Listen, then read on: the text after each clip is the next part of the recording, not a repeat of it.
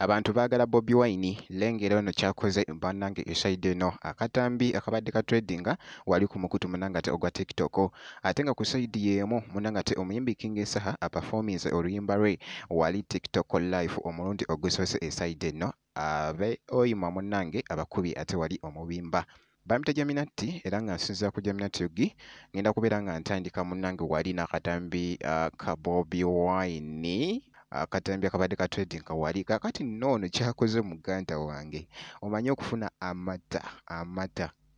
era ekifaananyi kya Bobi Wine ndowooza okirengera kakati ye agambye munnange okinaazaako kitukuza nze nina kukozesa ki munnange ate mata lengera esayidi munnange ate ibadde mu katambi esayidi eno ate mu maaso awo ngenda kubeera nga nkomawo ate n'omuyimbi King Saha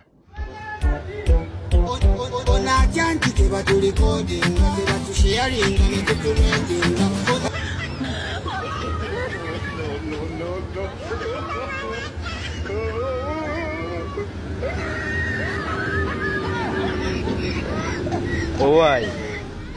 kati president omunaza na kumata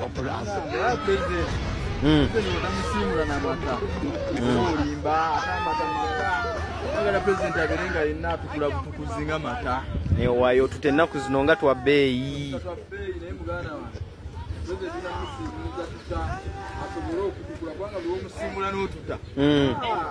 atukoneganga buli muntu amulaba siye yakadda mu ggwanga buli womusima n'otuta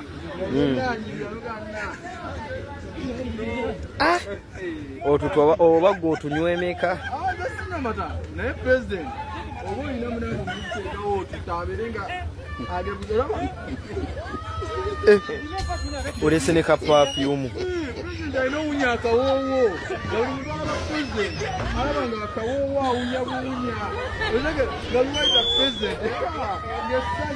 naye gwe nga nawe tokeekuba nakeekuba omukubye nakabbeeyi mulaba wanyirira 226 abagambe 226 ye president addamu baagala tebaagala walayi president waffe president waffe 226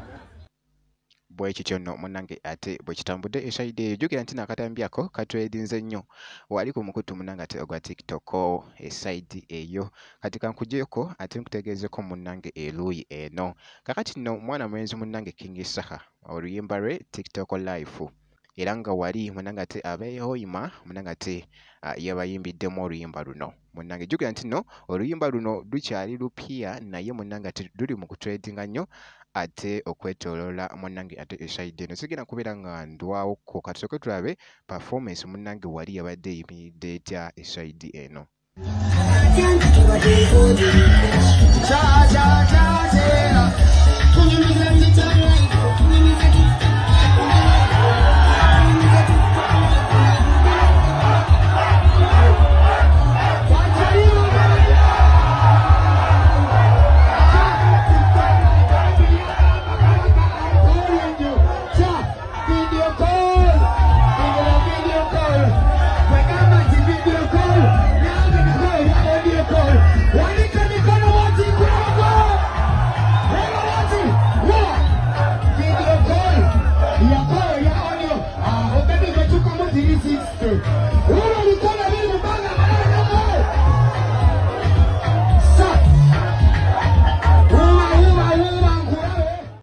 bwekityo nno munnange performance bambi yagikoledde ddala bulungi nnyo yabadde kiriya nnyo era nga boolengera munnange mu katambi esayidi eyo bwenti bwenkoze era nga bwenti bwencekize ku bantu bano